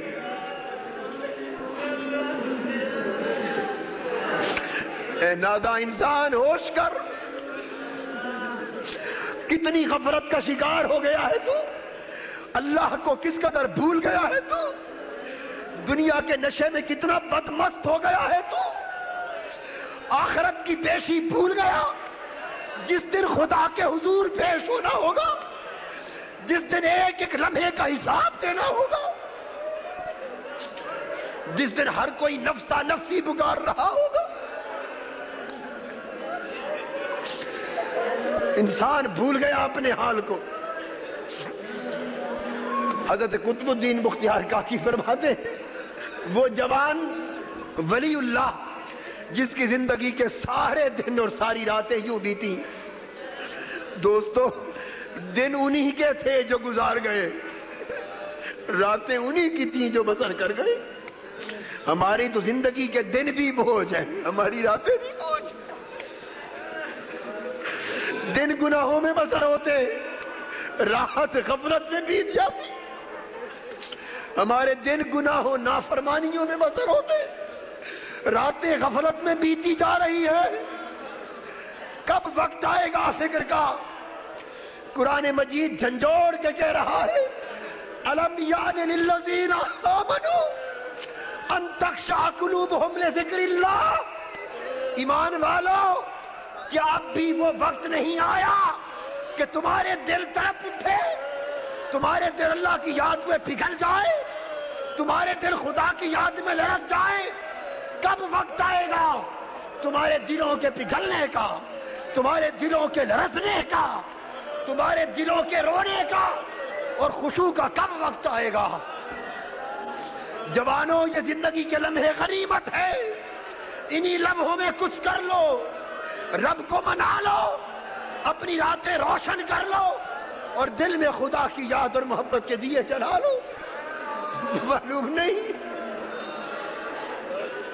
پھر فرصت ملے نہ ملے, پھر لمحے ملے نہ ملے. فرصت زندگی بہت کم ہے. حضرت قطب الدین بختیار کاکی فرماتے ہیں وہ جوان ولی اللہ جس کی پوری زندگی اس طرح بسر ہوئی, دن بھی اور رات بھی, جب اس کی وفات کا وقت قریب آیا, اس کی وفات کا وقت قریب آیا, اس نے اپنی والدہ کو بلایا اور کہا امی جان میں 3 درخواستیں کرتا ہوں, انہیں پوری کرنے کا وعدہ کر لیں. والدہ نے فرمایا بیٹا کر. عرض کیا امی جان میں بڑا گناہگار ہوں, اللہ کا مجرم, میں زندگی اللہ کے حکم کے مطابق بسر نہیں کر سکا, اس کی بندگی کا حق ادا نہیں کر سکا. اب یوں ہے کہ جب میری روح پرواز کر جائے, میں مر جاؤں, تو امی جان میرے گلے میں رسا ڈال لینا اور گھر کے چاروں کونوں میں میری لاش کو گھسیٹنا اور کہنا کہ جو خدا کا نافرمان ہو اس کا حال یہ ہوتا ہے.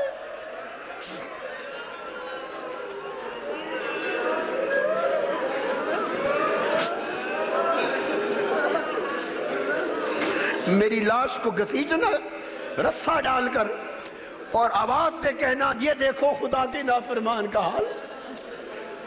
اور دوسری بات یہ کہ میرا جنازہ رات کے اندھیرے میں اٹھانا, کہیں کوئی میری میت دیکھ کر یہ نہ کہہ دے کہ یہ نافرمان جا رہا. اور تیسرا یہ کہ جب مجھے دفن کر چکے تو لوگ واپس پلٹ آئیں گے, امی جان آپ میری قبر پہ کھڑی رہنا, جب فرشتے عذاب دینے کے لیے آئے تو میرے پاس تو کچھ نہ ہوگا, شاید ماں کے قدموں کے سبب سے مجھے چھوڑ دے.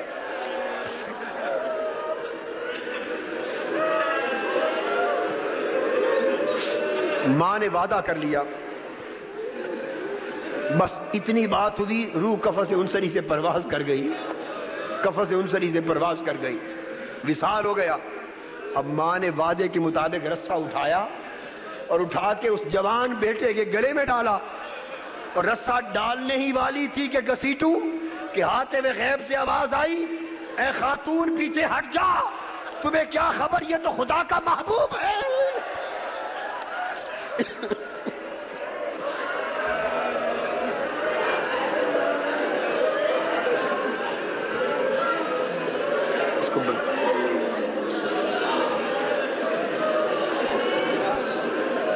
لائٹیں بند کر دیں. تمہیں کیا خبر یہ تو خدا کا محبوب ہے.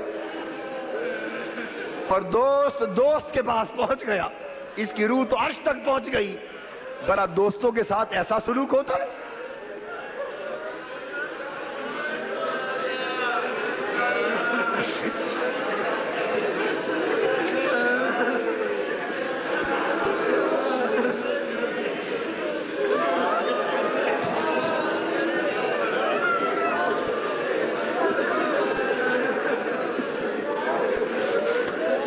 تو دوستو ہمیں چاہیے کہ ہر لحظہ اپنے دلوں کو اللہ کی طرف راغب رکھیں اور ہمیشہ اللہ کے حضور معافی کے طلبگار رہیں، اس کے حضور معافی مانگتے رہیں، ہر وقت معافی مانگتے رہیں، ہر وقت معافی مانگتے رہیں۔ یہی زندگی ہے اور یہی بندگی۔ حضور علیہ السلام نے یہ سبق دیا اور فرمایا کہ جب بھی خدا کے حضور ہاتھ اٹھاؤ تو ان تغفر لی، تو عرض کرو میرے مولا مجھے معاف کر دے۔ حضرت امام حسن بصری رضی اللہ تعالیٰ عنہ اور بڑے بڑے اکابر اولیاء اللہ قرآن مجید کی آیت پڑھتے ان الابرار لفی نعیم وان الفجار لفی جحیم، کہ اللہ کے نیک بندے جنتوں میں ہوں گے اور نافرمان اور بدکار بندے دوزخ میں ہوں گے۔ یہ آیت پڑھ کے رو رو کے بے ہوش ہو کے گر پڑتے اور ہوش میں آتے تو کہتے معلوم نہیں ہمارا شمار کن لوگوں میں ہوگا، معلوم نہیں ہمارا شمار کن لوگوں میں ہوگا۔ سو اللہ کے حضور ہر وقت معافی مانگتے رہنا چاہیے۔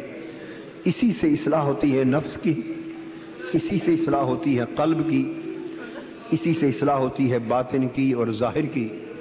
اللہ تبارک و تعالی ہمارے حال پہ لطف و کرم فرمائے اور ہمیں ہر لحظہ اپنے حضور معافی مانگتے رہنے کی توفیق عطا فرمائے۔ اب روشنیاں بند کر کے تھوڑی دیر اللہ کی طرف اپنی طبیعتوں کو اور راغب کر کے اس کی یاد میں مگن ہو کے اپنے اللہ کے پیارے پیارے نام کا ذکر کرتے ہیں، اللہ کے پیارے پیارے نام کا ذکر کرتے ہیں۔